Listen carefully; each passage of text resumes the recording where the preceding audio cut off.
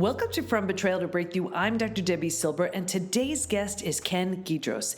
Ken is an award-winning memoirist. His memoir, Letters to My Son in Prison, won 2023 Nonfiction Book of the Year from American Writing Awards. In this book, he bears his soul about the parenting challenges he faced, how he held on to his 35-year marriage, and, having been a pastor, how he weathered a dramatic crisis of faith. The book is honest, insightful, and redemptive. So today you're going to hear about a different type of betrayal. What happens when you have a crisis of faith, when life as you've known it is completely upended and your entire family implodes? Yep, that's what happens with betrayal, but you're about to meet Ken, who faced his own unique reckoning after an experience with one of his sons that completely shattered his faith. You're going to love this conversation. Here we go. Okay, everybody, we are with Ken Guidroz today, and this is a very different type of story. It is a different type of betrayal, but wait till you hear this. I have a feeling I purposely didn't want to spend too much time with him before I hit record because I wanted to hear it just as you are. So we're going to hear, we're really talking about breaking through after a crisis of faith. Welcome, Ken. Thank you. Great to be with you. Oh, great. So let's just start with the story. Well, I used to be a pastor back in the day as part of my professional life, and I was so after college, and then was asked to go back in the ministry when three of my sons were just hitting adolescence, which was its own challenge. I didn't realize how much of a challenge that would be, but it turned out to be a hellacious challenge through those years. And then my sons, kind of our family just kind of imploded, to be real honest with you. I resigned the ministry, not in shame, but maybe lowercase shame, maybe lowercase s. Just kind of just skedaddled out of there. And it was a very, very challenging 10 years. And then it kind of was punctuated with my middle son actually killing a man when he was high on heroin. He was driving and he rear-ended a cyclist. And so, that just kind of felt like this massive punctuation mark, really. And he went to jail, went to prison, got a 10-year sentence. I ended up writing a book about it. He's been out now for 5 years, is doing great now. But of course, that was tragic. A man lost his life, a widow was made. And it was just tragedy upon tragedy. And so, for me, the betrayal felt certainly as a parent, because I had really tried to do it well, tried to do it right, had a spiritual focus, and just, I have other thoughts about that, but I did the best I could. Oddly though, the most challenging thing for me to overcome was and I almost hesitate to say this because it sounds whiny, but the betrayal I felt from God. Mm. And I'm going to define, I know betrayal is, you've defined it very well, but for me, it felt like after all I did, after leaving a career that, was going fantastic, going back in the ministry, sacrificing like I had, to then have not just challenges in my family, but a literal implosion of my family. All three of my sons struggled, Yeah, and I want to stop you there because I know so many of our viewers and listeners are saying, when you say your family imploded, what exactly do you mean? I mean, two of them struggled with opioids significantly. One, of course, went to jail, and then another struggled with substances as well. And, I'm talking 5-7 years. So at one point, for about a 4-year period, all three of my sons were completely lost, right? So I've poured 20 some years into trying to build a family that, and again, for no visibility, no accolades, only just to be a dad, right? Just to be a family. And then to have it go so south it was just tough. And I mean, it got so bad for me, I just couldn't even pray. I couldn't read my Bible. I didn't curse God, I didn't curse him, but it was just flatline. I mean, there was nothing there. I didn't even know what to do with my family or with God or anything else. So it just felt like betrayal to Yeah. me. And it's such a, I mean, as parents, I know I have 4 kids. I mean, all we want is for them to be healthy and happy and sort of well balanced. And I know when anything goes south, our immediate thought is, what did I do? I mean, I know that's mine Yes. anyway. And yeah, so what did you make of that? I mean, I can't even imagine. What thoughts were going through you besides the betrayal you felt from God? What were you thinking? What else were you thinking? I was trying to think what you just mentioned. What did we do wrong? Where did we falter? And secondly, where did I go wrong with God? And did I, there's a little bit of the guilt. I was raised Catholic, and of course, that good old Catholic guilt is there. And you just like, okay, how did this happen? And this is odd, but it's true. I didn't find clarity until I wrote a book about it. Mm, I was kind of walking around like a zombie in this area. I do a lot professionally and otherwise with friends, etc. But in these two areas, I was a zombie. mhm, And it wasn't until I started writing the book and talking to my sons, they've all recovered beautifully. We are super close with them and their wives. We play pickleball every Sunday afternoon. We just have this amazing time. So it's incredible. It's as good now as it was bad back then, mhm. if you can believe that. As bad as it was is how good it is.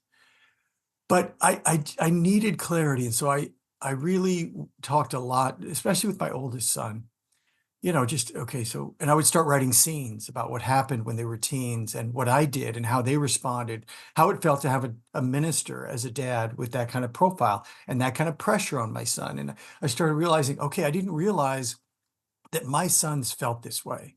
I didn't realize these were the dynamics. I kind of knew them, but I didn't realize them. So that's the parenting. Those were the parenting layers of the onion that were peeled off as I started to gain real clarity. And I can tell you later what I feel like I learned. Yeah, and it's But so interesting, and I just want to stop you there. It's so interesting when you say it's as good now as it was bad back then. That's that perspective that you can only have when you've been through trauma. And that's the opportunity. And I know people think I'm crazy. Opportunity? Yes, because otherwise you're just sort of the recipient of the trauma and you're just yeah, stuck. But when you use it as a launch pad for transformation, that's where those insights come from. That's where that new level of closeness comes from. It's only because you faced it, felt it, moved through it. That's the only way. yes, I agree. And I think it's good for someone to hear that who's in the middle of it. Although I do think it's still hard to hear. I think if you had said that to me in that 4-year period, I would have smiled and nodded courteously. But inside I'd be like, yeah, but you don't know. You don't know my situation. And again, it's true. Every person is an individual. I'm sure in your coaching you see that. Everyone just has a unique angle. But yes, there was maybe a sliver, maybe a very tiny part of me that knew things. Now, you know what? For many years, there wasn't any sliver. There was, There you go. and I'm We're not, all about and I'm being not, honest here, Ken. I'll be on, and I'm not talking 1 year, talking for quite a few years. The truth be told, I did get some slivers, and the little things happened, even as my son was serving his prison term. There were some beautiful, elegant, gorgeous son things that happened that were awesome. And even with God, I do a weekly essay, and I just wrote about this last week. There were slivers. There was a moment, I used to go to this, I didn't go to church for a long time, just maybe 10 years. I just couldn't. I was like, why would I go to a place that makes me feel horrible, Yeah. right? Like, why would I expose myself to that? And what's so interesting? There are so many people that I have come across, and even in my own study, it was so clear that there was this movement towards spirituality, whether it was the spiritual side of your religion. Some people abandon religion completely. That trauma had them questioning their faith.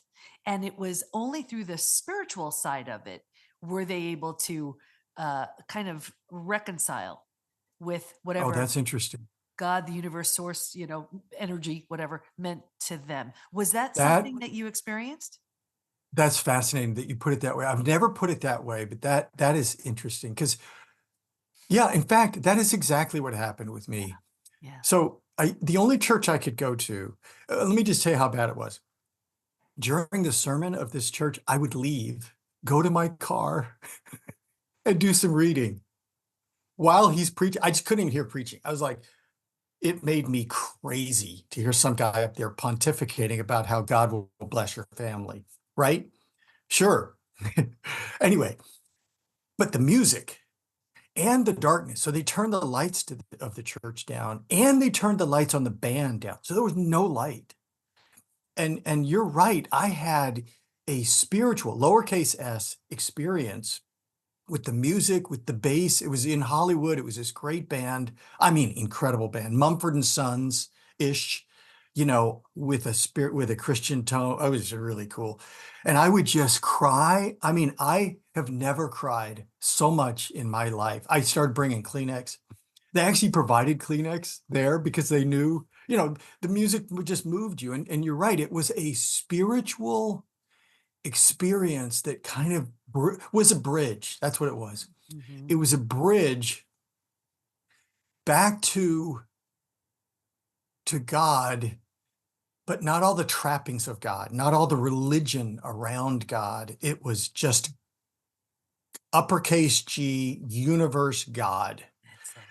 Excellent. And that's what brought me. And after that one experience, I started having more. And it kind of like was like I said, the bridge. So that's a good insight, Debbie. Good job. Well, that's what happens when you read 250 studies and do this work for a living. So I hear you. bring me back to uh, that time when your son was in prison. What was how did you connect with him and what was that like? It was it was tenuous. It was touch and go. It was, he felt bad, horrible for what he did. He felt horrible for making a widow. He felt horrible for disappointing me as his dad. You can imagine 10 years of opioid addiction. There's so much ugly water under that bridge that it's painful. About 4 or 5 or 6 weeks after he was taken to LA County Jail, we had this incredible moment. Normally in this visiting room, there's 6 booths, and you get phones, and you talk through glass, and the room's full with other inmates and their families. This time it was just me and him, and it was my first visit with him alone, just me and him.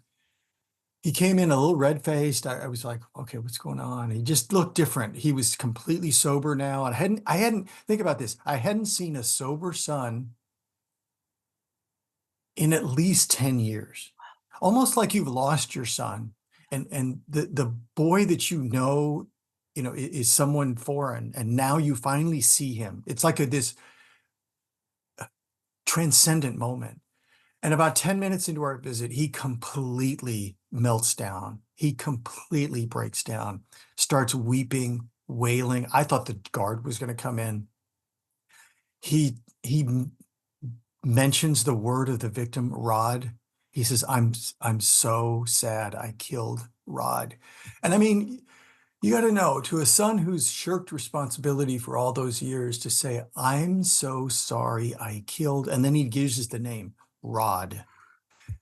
It just hit me. He says, I'm so sorry I made Valerie a widow. And Dad, I'm so sorry for the life I've lived. And that was, I'm getting more choked up now than I did then. Because to be honest, I didn't get choked up then. I was like, this is needed.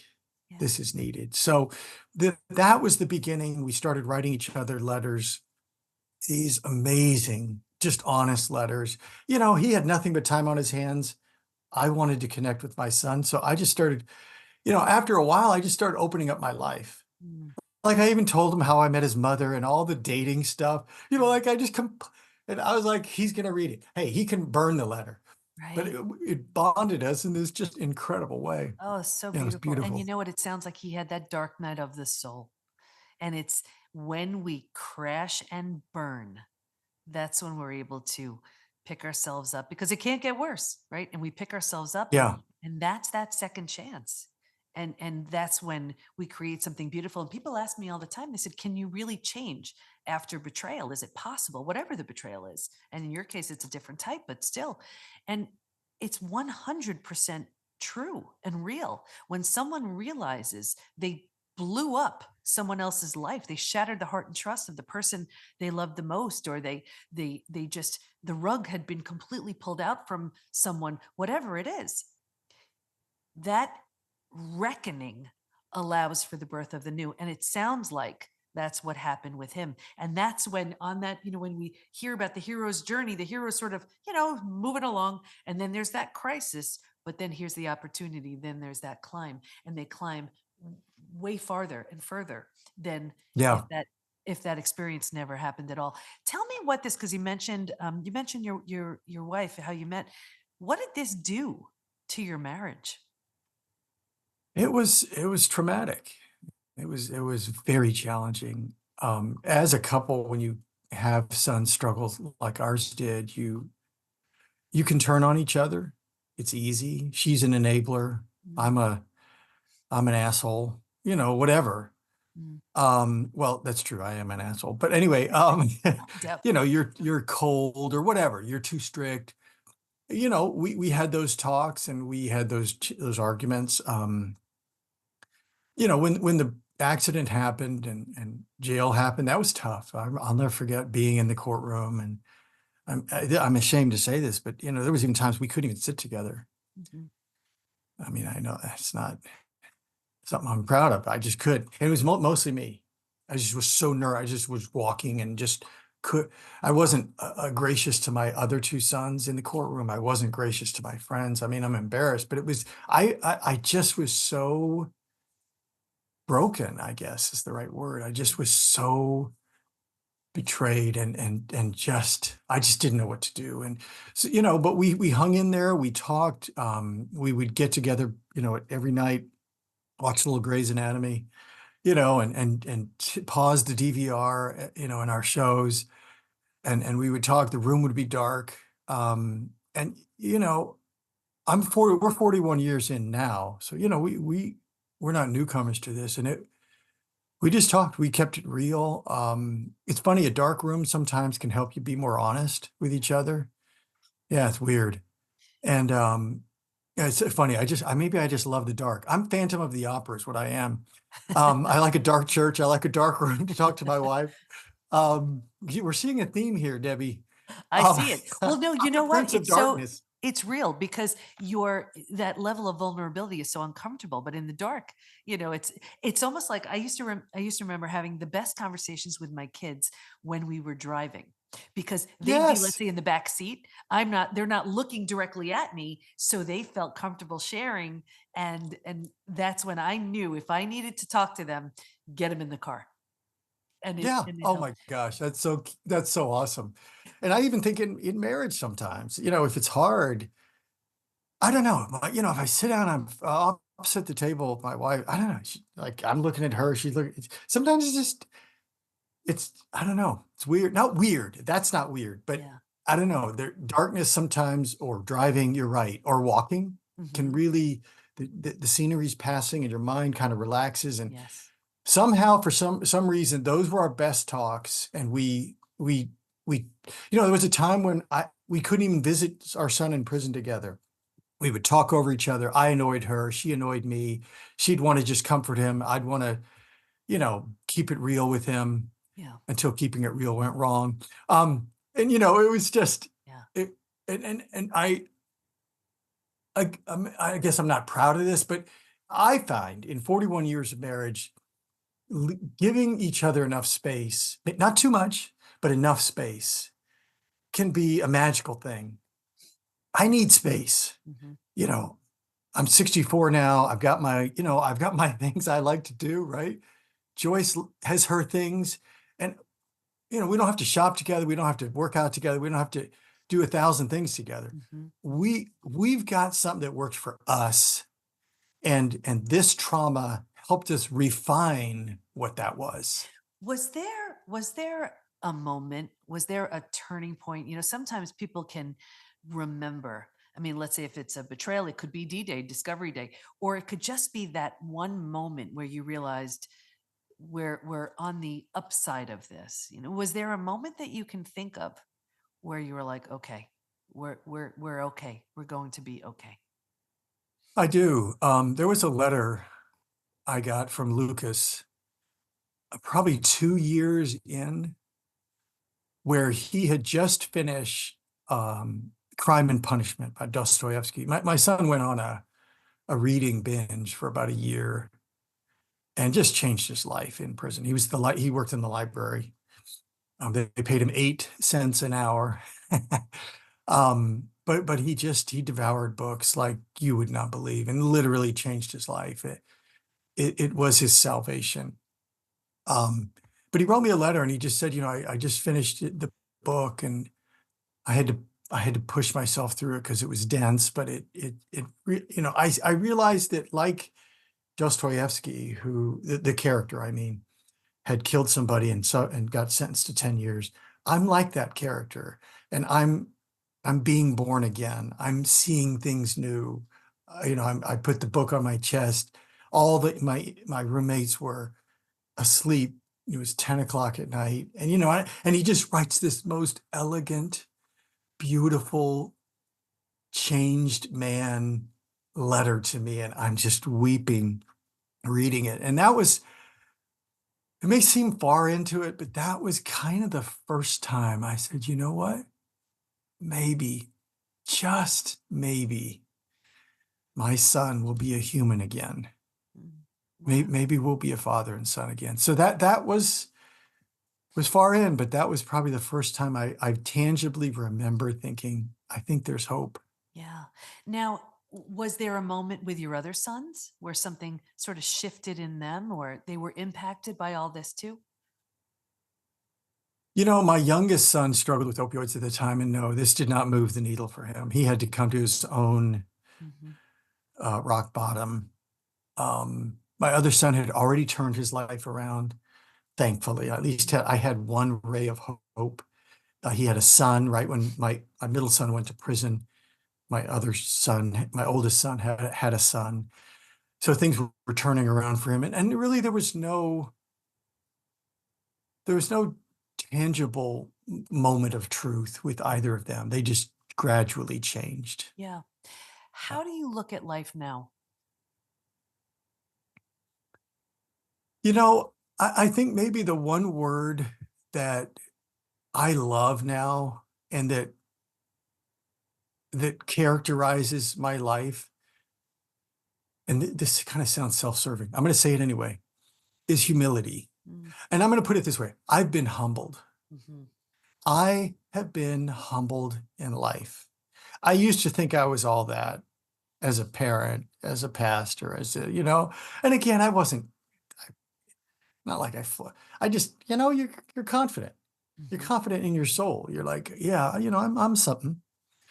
I don't know, that's been kind of like knocked out of me. And again, I think I'm something.